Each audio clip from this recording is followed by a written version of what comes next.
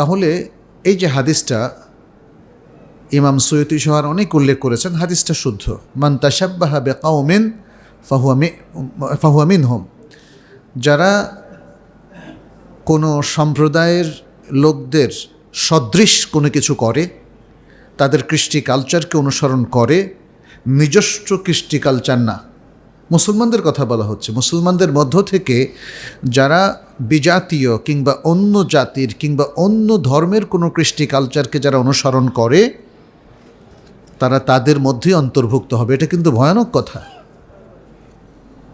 আমরা কি কেউ মুশরিক হতে চাই? আমরা কি কেউ খ্রিস্টান হতে চাই?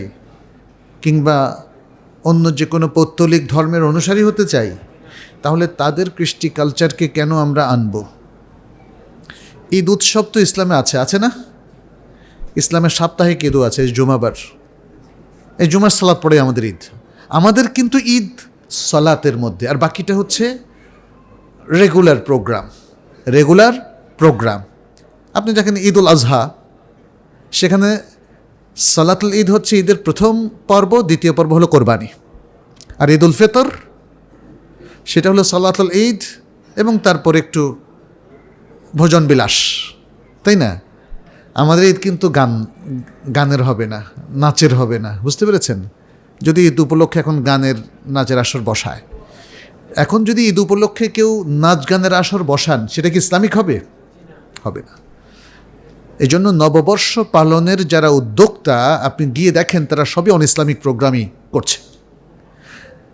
এখন আমাদের কারো মুসলিমদের আইডিয়া হয়েছে যে নববর্ষ পালনের সব দিকেই তো আমরা দেখছি ইসলামের লঙ্ঘন, শরিয়ার লঙ্ঘন। এখন শরিয়া পরিপালন করে যদি আমরা নববর্ষ পালন করি, তাহলে সমস্যা কি? তাই না? এরকম কথা অনেকের আসে। আসলে যেই কাজের সমর্থনই ইসলামে নাই, সেটা শরিয়া পরিপালন করে করার কোনো সুযোগ নাই।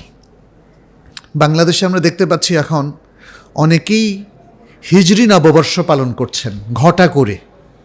এটা গত 5 বছর ধরে আমি লক্ষ্য করলাম। আমাকে অনেকে দাওয়াত দিয়েছে।